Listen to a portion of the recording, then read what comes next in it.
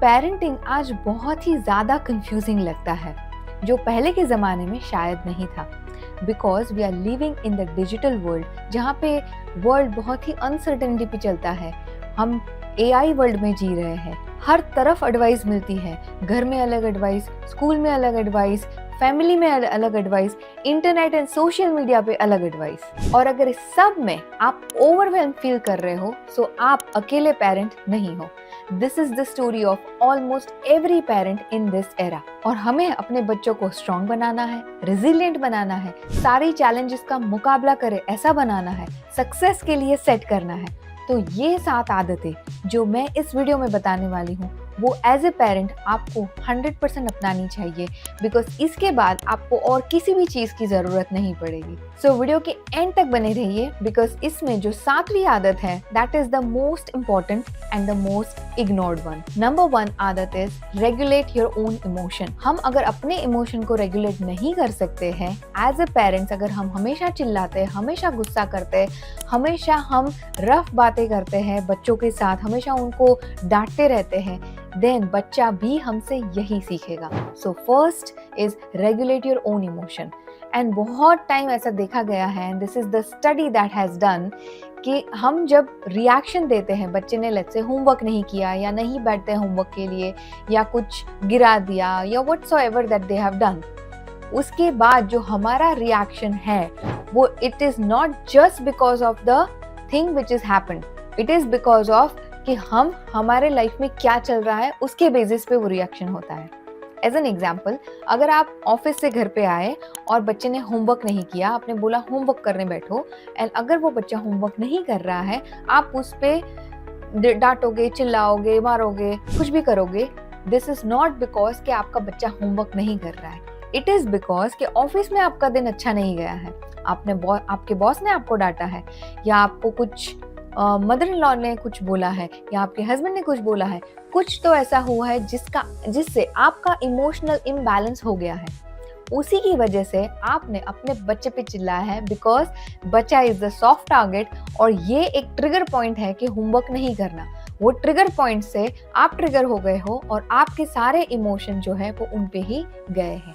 So this is very very important, regulate your own emotion. Emotion को regulate करने के लिए आप अपने आप से टाइम स्पेंड कर सकते हो, अपने आप के साथ बातें कर सकते हो, एंड देन अपने आप को समझा के कि this is something important, this is something not important, and एक बाउंड्री सेट करके आप अपने इमोशन को 100% रेगुलेट कर सकते हो।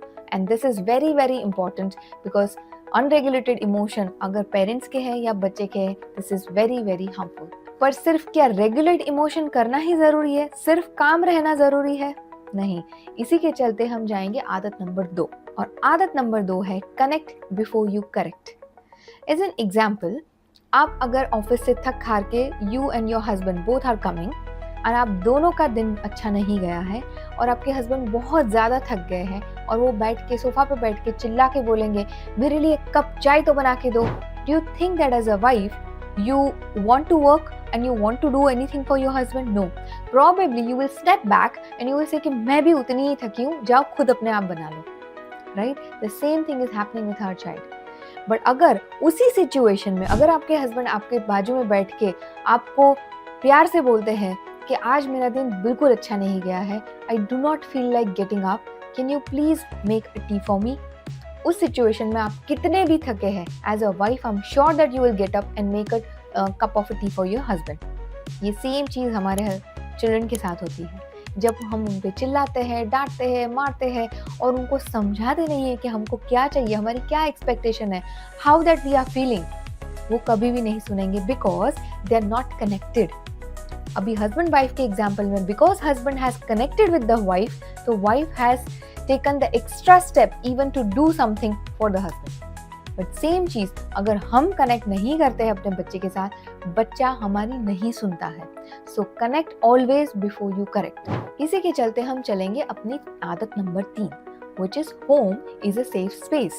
अगर आप अपने घर को इमोशनल सेफ नहीं बनाओगे, बच्चा आपसे हमेशा सारी बातें छुपाएगा। एंड ये सबसे बड़ा प्रॉब्लम है सारे पेरेंट्स का कि बच्चे हमको कुछ नहीं बताते हैं, they always hide thing from us. Why do they do it? Because उनको अपने घर में सेफ फील नहीं होता है। उनको लगता है मैं कुछ भी बताऊँगा, मेरी गलती होगी तो मेरे माँ-बाप मुझे सिर्फ डाँटेंगे, मुझे समझेंगे बिल्कुल नहीं। And this is the thing that we have to stop doing it. I am not saying that कि आपका बच्चा गलत नहीं हो सकता। Of course your child is wrong and उसको भी पता है कि I have done something wrong, but उसी के चलते उनकी छोटी छोटी मिस्टेक को अगर आप सीरियस क्राइम समझ के उसको डांटोगे, मारोगे, बताओगे या उसको ह्यूमिलेट करोगे या उसको बार बार उसकी गलती का एहसास दिलाते रहोगे, देन वो बच्चा आपको कभी भी आके अपनी मिस्टेक नहीं बताएगा। बिकॉज उसको पता है कि अगर मैं बताऊंगा तो उसका खामियाजा बहुत बड़ा है, which I am not ready to accept.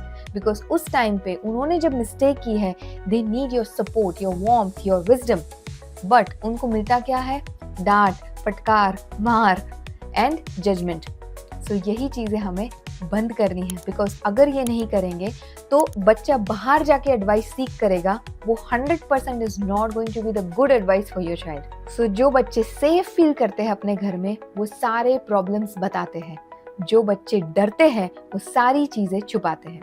Now it's your decision कि आपको अपने घर का माहौल कैसा बनाना है। इसी के चलते हम चलेंगे अपनी आदत number 4।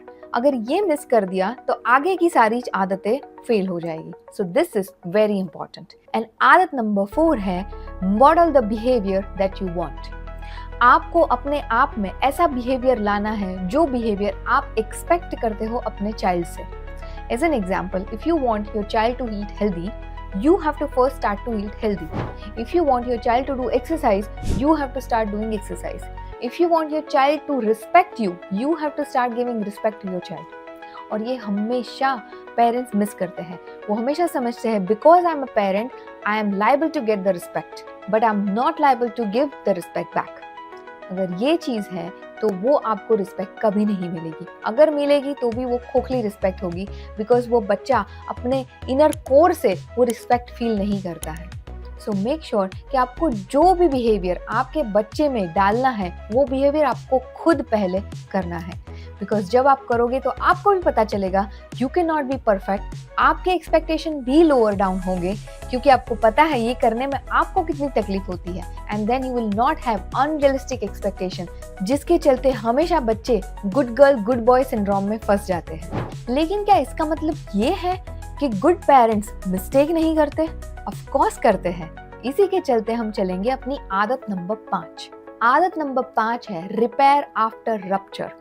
We all are human beings, we all make mistake and it's okay to make mistake. We are not a perfect parent, neither we have to strive to become a perfect. लेकिन जब mistake होती है उसको admit करना, उसका repair करना, which is very important. काफ़ी parents अपने ही बच्चों से सॉरी कहने में हिचकिचाते हैं, अपने टीनेज बच्चे से जाके हक करने में, उसको बोलने में कि yes you were right and I was wrong, वो बोलने में शर्माते हैं।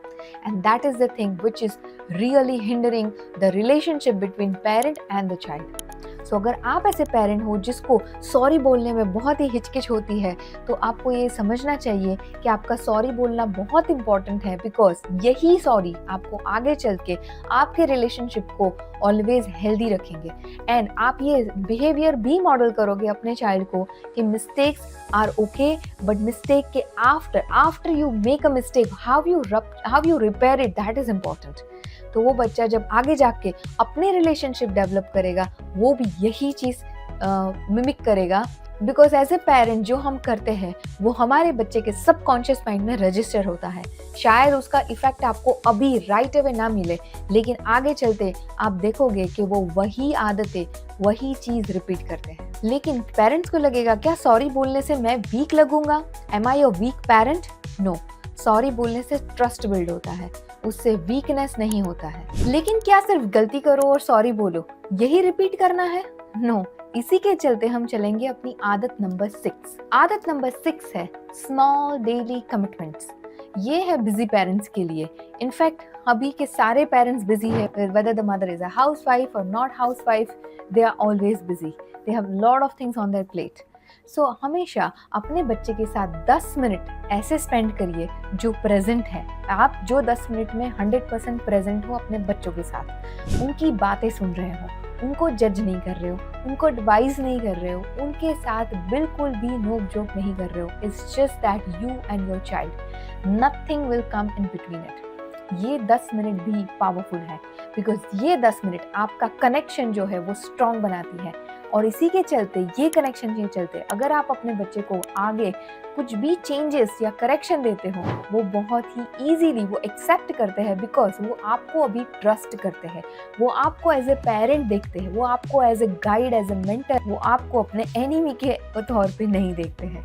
So spend 10 good quality minutes with your child every single day. Set the commitment either on a dinner table or in the bedtime, whichever is convenient.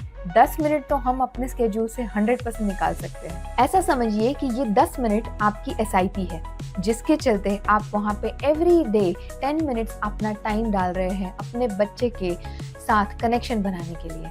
वो आगे जाके आपको 100% अच्छे रिजल्ट्स देंगे. और अभी जो मैं 7वीं आदत बताती हूँ वो ऑलमोस्ट सारे मदर्स मिस करते हैं. और जो 7वीं आदत है वो है लुक बियॉन्ड द बिहेवियर. हम हमेशा बच्चा टेंट्रम थ्रो करता है, रोता है, होमवर्क नहीं करता है, स्क्रीन टाइम बहुत लेता है, ये सारे बिहेवियर पे फोकस करते हैं. लेकिन ये बिहेवियर के पीछे छुपे रीजन को, जिसको हम बोलते हैं रूट कॉज को, हम कभी चेक नहीं करते हैं. बच्चा रो रहा है, maybe because of hungry, because somebody hit him, maybe because of he is not well, he is emotionally charged. It could be many reason.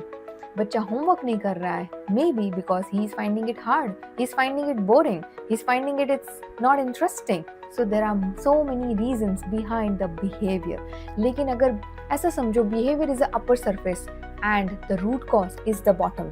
जो रूट है, जो आपके बच्चे का रूट है, अगर उसको फिक्स नहीं करेंगे और सिर्फ बिहेवियर फिक्स करोगे, उससे उनका इमोशनल इंटेलिजेंस तो नहीं बढ़ेगा, आपका भी इमोशनल इंटेलिजेंस डाउन होगा, but at the same time you will lose the connection between your child. So इसमें हम क्या कर सकते हैं? Identify the root cause. जो भी रूट कॉज है उसके अराउंड उनको स्टोरी करिए. ये रूट कॉज आप एक दिन में, एक कॉन्वर्जेशन में फिक्स नहीं कर सकते हो. उसके लिए पेशेंस चाहिए. इंक्रीमेंटल शिफ्ट आपको दिखेगी जब आप इंक्रीमेंटल स्टेप्स लोगे. So every day 10 minutes, do devote this to the story और devote this to just listening to your child, understand your child. उनके ट्रिगर्स क्या है, उनके लाइक्स क्या है, डिसलाइक्स क्या है. क्योंकि अगर ये समझ लिया, आपकी पेरेंटिंग जर्नी काफ़ी आसान हो जाएगी. और ये जो कन्फ्यूजन है पेरेंटिंग के चलते, वो सारा खत्म हो जाएगा. And I am sure that you will also come over your stress, anxiety, fear, anger, everything. So mothers, I have already given you 7 habits for mindful parent. आप कौन सी आदत अपने लाइफ में इन्वॉल्व करना चाहोगे, वो मुझे आप कमेंट करके जरूर बताइए. I will read your comment and I will reply back to you. So before you move on, subscribe this channel, share this video with as many people as possible, क्योंकि उनके जीवन में अगर एक भी चेंज आया, I will feel very grateful. So with that, I will close this video. Till then, you keep parenting.